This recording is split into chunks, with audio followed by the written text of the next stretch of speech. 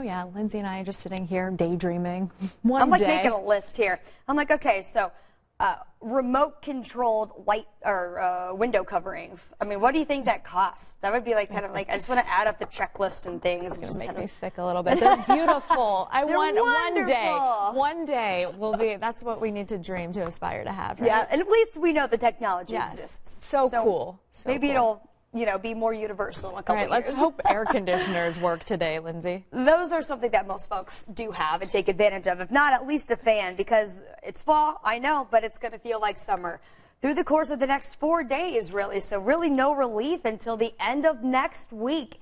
In the meantime, we have a warm front that's lifting through the state, and it has prompted a few of these scattered showers over on the far western side of the state. So that's where I do want to start on live Doppler 13 radar from Fowler down through Attica. We're talking Benton County down through Fountain County, Vermilion County, Northern Park County. Some spotty showers now moving into these locations. Good news is this was a lot heavier when it was over in central Illinois. As it's worked its way into Indiana, it's really lost some steam here.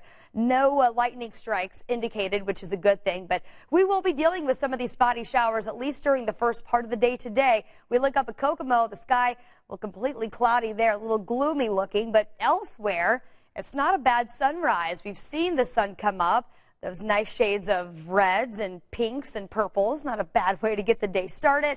But also want you to get your day started with some rain gear, especially if you're in the northern half of the state. Here's the latest on Future Track 13 as this cluster of rain continues to lift its way off to the northeast.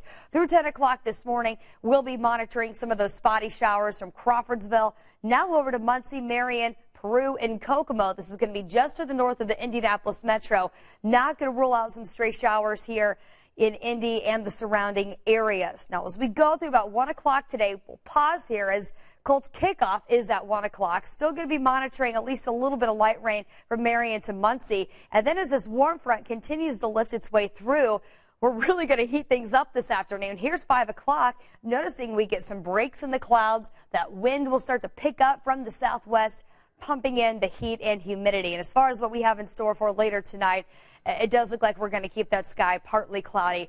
It stays warm and muggy. So your Colts forecast for today, if you're headed to Tailgate Town, a stray shower possible through around noon, 77, warms to 81 at kickoff.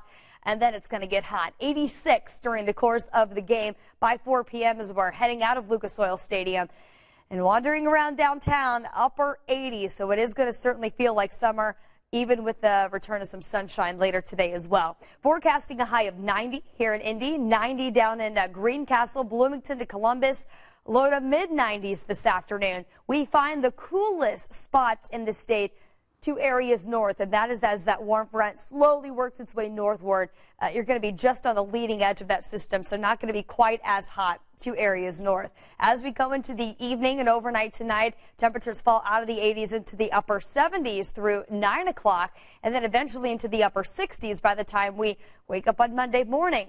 Potentially looking at some record warmth for tomorrow afternoon. 89 degrees at 2 p.m. We're up to 92 for 4 o'clock.